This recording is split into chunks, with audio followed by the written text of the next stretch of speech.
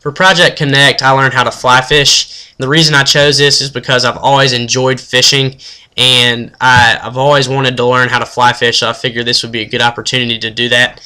Fly fishing is much different than fishing with a normal standard spinning reel, which is what I've always fished with. And I found out that the main difference is in fishing with a spinning reel, you're using a lure that has significant weight to it, so you're actually casting the lure itself. Whereas in fly fishing, you're using a lure that's nearly weightless, so you're actually casting the line in fly fishing rather than the lure. And this is why timing is so important in fly fishing. And I found that timing was probably the most frustrating aspect of learning the fly fishing cast. But after I felt comfortable with the basic cast, I made a basic cast YouTube video tutorial in which I talked about fly fishing cast step by step. At this point in Symposium, I'm going to show my YouTube video to the audience. And after the video, I'm going to go over a few points of emphasis. One being the presentation of the fly and how important that is for the fly to actually land on the water looking like a bug or an insect to the fish. The proper grip for holding the rod, which is firm while relaxed. The 10 o'clock to 2 o'clock motion that you use with your lower half of your arm rather than your entire arm or your wrist, and letting out more line for distance if you want to get a further cast.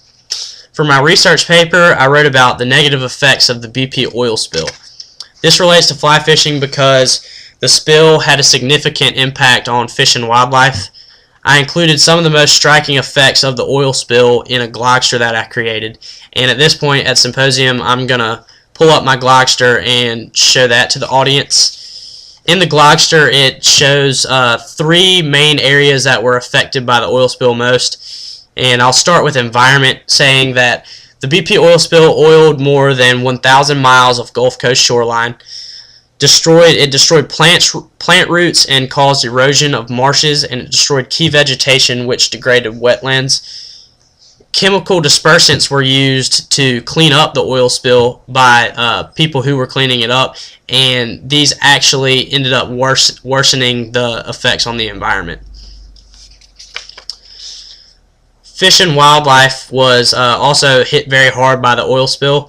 The oil spill destroyed many animals' eggs, which altered reproduction, and this created gaps in the food chain because key species were lost. It stranded 523 dolphins and killed 609 sea turtles. It also negatively affected bird migration and affected many other species, but these were some of the ones that were just affected really greatly by the oil spill. Also, the economy was hit very hard by the oil spill. Nearly 40% of the Gulf Coast waters were closed to fishing, and this was very significant because fishing is so important to the Gulf Coast economy. Hotels, gas stations, restaurants, and grocery stores closed, so many businesses were shut down.